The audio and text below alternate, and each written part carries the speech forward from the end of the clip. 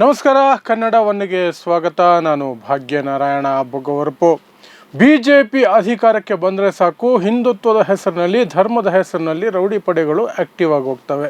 ಅದು ಯಾವ ರಾಜ್ಯ ಆಗಿದ್ರೂ ಸರಿ, ಯಾವ ಡಿಸ್ಟ್ರಿಕ್ಟ್ ಆಗಿದ್ರೂ ಸರಿ, ಯಾವುದೇ ಪ್ರದೇಶ ಆಗಿದ್ರೂ ಸರಿ, ಅದರ ಹಿನ್ನೆಲೆ, ಹಿಸ್ಟ್ರಿ, ಬೇರೆ ಏನು ಸಾಂಸ್ಕೃತಿಕವಾಗಿ ಏನಾಗಿದೆ ಅದು ಯಾವುದೂ ಲೆಕ್ಕಕ್ಕೆ ಬರಲ್ಲ. ಲೆಕ್ಕಕ್ಕೆ ಬರೋದೊಂದೇ, ನಮ್ಮ ಪಕ್ಷಕ್ಕೆ ಅಧಿಕಾರ ಸಿಕ್ಕಿದೆ, ನಾವು ಗುಂಡಾಗಿರಿ ಮಾಡ್ತೀವಿ ಅಂತ. ಈಗ ಅಂತಹದ್ದೇ ಪರಿಸ್ಥಿತಿಗೆ ದೆಹಲಿ ಸಿಲುಕಿಕೊಂಡಿದೆ. ದೇಶದ ರಾಜಧಾನಿ ದೆಹಲಿ ಹಿಂದುತ್ವದ ರೌಡಿ ಪಡೆಗಳ ಒಂದು ಕ್ರೌರ್ಯಕ್ಕೆ ಈಗ ಸಾಕ್ಷಿಯಾಗೋದಕ್ಕೆ ಆರಂಭಿಸಿದೆ. ಅಲ್ಲಿ ಹಿಂದುತ್ವದ ಪಡೆಗಳು ಒಂದು ದೊಡ್ಡ ಬೇಡಿಕೆಯನ್ನು, ಬೆದರಿಕೆಯನ್ನು ಇಟ್ಟಿದ್ದಾವೆ. ಏನು ಅಂದರೆ, ದೆಹಲಿಯಲ್ಲಿ ಒಂದು ತುಂಬ ಪಾಶ್ ಆಗಿರುವಂತಹ ಒಂದು ಏರಿಯಾ ಇದೆ, ಚಿತ್ತರಂಜನ್ ಪಾರ್ಕ್ ಅಂತ. ಅಲ್ಲಿ ಒಂದು ದೊಡ್ಡ ಫಿಶ್ ಮಾರ್ಕೆಟ್ ಇದೆ. ಆ ಫಿಶ್ ಮಾರ್ಕೆಟ್ನಲ್ಲಿ ಮೋಸ್ಟ್ಲಿ ಇರುವಂತಹದ್ದು ಬೆಂಗಾಳಿಗಳು. ಯಾಕೆಂದರೆ ಅಲ್ಲಿ ಬೆಂಗಾಳಿಗಳ ಪಾಪ್ಯುಲೇಷನ್ ಜಾಸ್ತಿ ಇದೆ. ಬೆಂಗಾಳಿಗಳು, ವೆಸ್ಟ್ ಬೆಂಗಾಲಿಂದ ಬಂದಿರುವಂತಹ ಜನ ಎಲ್ಲ ಪಾಶ್ ಏರಿಯಾ, ದೊಡ್ಡ ದೊಡ್ಡ ಆಫೀಸರ್ಗಳು ಎಲ್ಲ ಇರುವಂತಹ ಏರಿಯಾ. ಆ ಏರಿಯಾದಲ್ಲಿ ಬೆಂಗಾಳಿಗಳು ಅಂದರೆ ನಿಮಗೆ ಗೊತ್ತು, ಅವರಿಗೆ ಮೀನು ಪ್ರತಿನಿತ್ಯ ಇರಬೇಕು. ಅವರು ಹಬ್ಬದ ದಿನ ಸಹ ಮೀನನ್ನು ಇಟ್ಕೊಂಡೇ ಅವರು ಹಬ್ಬ ಮಾಡೋದು. ದೇವರ ಮುಂದೆ ಪ್ರಸಾದವನ್ನು ಸಹ ನಾನ್ ವೆಜ್ ಇಡ್ತಾರೆ. ದುರ್ಗಾ ಪೂಜೆ ಅಂತ ಏನು ಮಾಡ್ತಾರೆ, ಅಲ್ಲಿಯೂ ಸಹ ನಾನ್ ವೆಜ್ಜನ್ನೇ ಕೊಡ್ತಾರೆ. ಅದು ಅವರ ಸಂಸ್ಕೃತಿ. ಆದರೆ ಈ ತಲೆಕೆಟ್ಟ ಹಿಂದುತ್ವ ಪಡೆಗಳಿಗೆ ಅದೆಲ್ಲ ಬೇಕಾಗಿಲ್ಲ. ಅವರ ಸಂಸ್ಕೃತಿ, ಹಿನ್ನೆಲೆ ಅದೆಲ್ಲ ಬೇಕಾಗಿಲ್ಲ. ನಮಗೆ ಅಧಿಕಾರ ಇದೆ, ನಾವು ಗುಂಡಾಗಿರಿ ಮಾಡ್ತೀವಿ. ಆ ಫಿಶ್ ಮಾರ್ಕೆಟಿಗೆ ಹೋಗಿ ಈಗ ಬೆದರಿಕೆ ಹಾಕಿ ಬಂದಿದ್ದಾರೆ. ಈ ಫಿಶ್ ಮಾರ್ಕೆಟನ್ನು ಕ್ಲೋಸ್ ಮಾಡಬೇಕು, ನೀವು ಇಲ್ಲಿ ಮೀನು ಮಾರೋ ಹಾಗಿಲ್ಲ. ಯಾಕೆ ಅಂದರೆ, ಪಕ್ಕದಲ್ಲಿ ದೇವಸ್ಥಾನ ಇದೆ, ಹನುಮಂತನ ದೇವಸ್ಥಾನ ಇದೆ. ಹಾಗಾಗಿ ನೀವು ಮೀನು ಮಾರೋ ಹಾಗಿಲ್ಲ.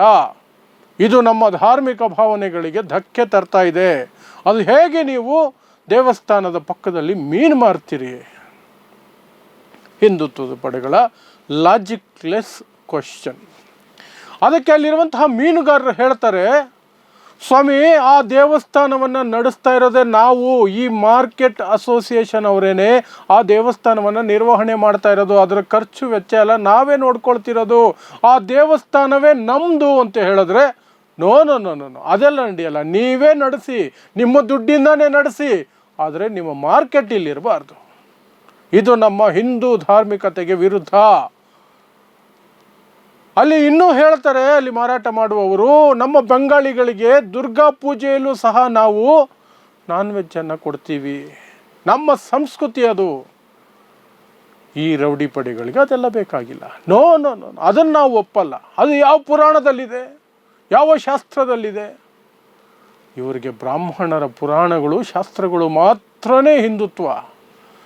ಬೇರೆ ಬುಡಕಟ್ಟು ಜನಾಂಗದವರಾಗಲಿ, ಯಾವುದೇ ಜನಾಂಗದವರಾಗಿರಲಿ, ಶೂದ್ರ ಸಮುದಾಯದವರಾಗಿರಲಿ, ದಲಿತ ಸಮುದಾಯದವರಾಗಿರಲಿ, ಅವರ ಸಂಸ್ಕೃತಿಗಳು, ಅವರ ಆಚಾರ ವಿಚಾರ, ಅವರ ಪೂಜಾ ವಿಧಾನ ಎಲ್ಲವೂ ಸಹ ನಗಣ್ಯ.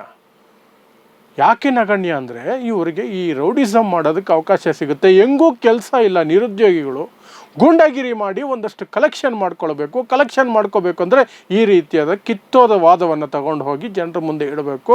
ಆ ಮೂಲಕ ಜನರನ್ನು ಬೆದರಿಸಬೇಕು. ಹೀಗೆ ಈ ರೀತಿಯಾಗಿ ಅಲ್ಲಿ ಹೋಗಿ ಒಂದಷ್ಟು ಗಲಾಟೆಯನ್ನು ಎಬ್ಬಿಸಿ ಬಂದಿದ್ದಾರೆ.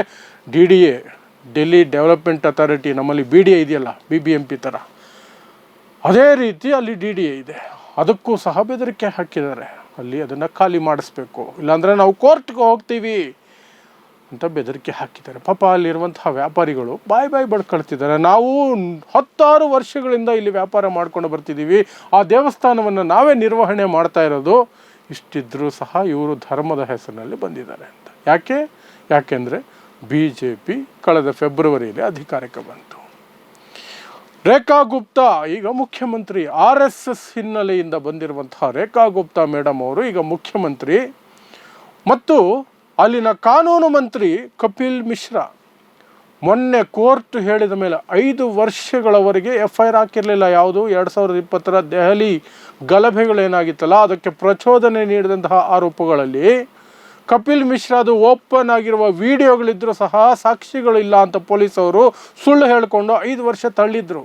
ಯಾಕೆಂದರೆ ಆಮ್ ಆದ್ಮಿ ಪಕ್ಷದ ಸರ್ಕಾರ ಇದ್ದರೂ ದೆಹಲಿಯ ಪೊಲೀಸರು ಅಮಿತ್ ಶಾ ಅಡಿಯಲ್ಲಿಯೇ ಬರೋದು. ಯಾಕೆಂದರೆ ಅದು ದೇಶದ ರಾಜಧಾನಿ. ಪೊಲೀಸ್ ವ್ಯವಸ್ಥೆ ಏನಿದೆ ಅದು ರಾಜ್ಯ ಸರ್ಕಾರದ ಅಡಿಯಲ್ಲಿ ಬರಲ್ಲ. ಅದನ್ನೇ ಮುಂದಿಟ್ಕೊಂಡು ಅವನ ವಿರುದ್ಧ ಇಲ್ಲಿಯವರೆಗೆ FIR ಸಹ ಮಾಡಿರಲಿಲ್ಲ. ಮೊನ್ನೆ ಕೋರ್ಟ್ ಕರೆದು ಉಗಿದು ಹೇಳ್ತು FIR ಮಾಡಿರಿ ಅಂತ. ಈಗ ಪೊಲೀಸರಿಗೆ ವಿಧಿ ಇಲ್ಲದೆ FIR ಮಾಡಿದ್ದಾರೆ. ಅಂತಹ ಕಪಿಲ್ ಮಿಶ್ರಾ ದೆಹಲಿಯ ಕಾನೂನು ಮಂತ್ರಿ. ಈ ರೀತಿ ಜನರೆಲ್ಲ ಅಲ್ಲಿ ಆಡಳಿತಕ್ಕೆ ಬಂದರೆ ಮೀನು ಮಾರ್ಕೆಟು ಇರಲ್ಲ, ಕೋಳಿ ಮಾರ್ಕೆಟು ಇರಲ್ಲ, ಮಟನ್ ಶಾಪು ಇರಲ್ಲ, ಬೀಫ್ ಅಂತೂ ಅದನ್ನು ಕದ್ದು ಮುಚ್ಚಿ ತಿನ್ನಬೇಕು ಅಥವಾ ಮಾರಾಟ ಮಾಡಬೇಕು ಅಂತಹ ಪರಿಸ್ಥಿತಿ ಬಂದ್ಬಿಡುತ್ತೆ. ಕಾನೂನುಬದ್ಧವಾಗಿ ಏನೇ ಮಾಡಿದ್ರೂ ಸಹ ಅದನ್ನು ಸಹ ಇವರು ಒಪ್ಪೋದಿಲ್ಲ. ಯಾಕಂದರೆ ಇವರು ರೌಡಿ ಪಡೆಗಳು, ಇವ್ರಿಗೆ ಅದನ್ನು ಒಪ್ಪಬೇಕಾದ ಅವಶ್ಯಕತೆ ಇಲ್ಲ. ರೌಡಿ ಪಡೆಗಳ ಆ ರೀತಿ ನಡ್ಕೊಂಡಾಗ ಅವ್ರ ಮೇಲೆ ಕ್ರಮ ಕೈಗೊಳ್ಳಬೇಕಾಗಿರೋದು ಯಾರು? ಸರ್ಕಾರ. ಸರ್ಕಾರ ಯಾರ್ದಿರೋದು? ಈ ರೌಡಿ ಪಡೆಗಳನ್ನೇ ಆಧರಿಸುವ ಸರ್ಕಾರ ಇರೋದ್ರಿಂದ ಅಲ್ಲಿ ಯಾವುದೇ ರೀತಿಯಾದಂತೆಯೂ ಸಹ ರೌಡಿ ಪಡೆಗೆ ಒಂದು ಚೂರು ಸಹ ಭಯ ಅನ್ನೋದಿಲ್ಲ. ಅಲ್ಲಿಗೆ ದೆಹಲಿ ಉತ್ತರ ಪ್ರದೇಶ ಅಥವಾ ಬಿಹಾರ ಅಥವಾ ಮಧ್ಯಪ್ರದೇಶದಂತೆ ಕೋಮುವಾದಿಗಳ ಅಡ್ಡ ಆಗ್ತಾ ಇದೆ. ಮುಂದಿನ ದಿನಗಳಲ್ಲಿ ದೆಹಲಿಯಲ್ಲಿ ಬೇರೆ ಯಾವ್ಯಾವ ವಿಚಾರಕ್ಕೆ ಈ ಹಿಂದುತ್ವ ಪಡೆಗಳು ರಾದ್ಧಾಂತ ಮಾಡ್ತವೆ ಅನ್ನೋದನ್ನು ನೋಡಬೇಕು ಅಷ್ಟೇ. ನೋಡ್ತಾ ಇರಿ ಸಮಾಜಕ್ಕಾಗಿ ಕನ್ನಡ 1 ನ್ಯೂಸ್. ನಮಸ್ಕಾರ.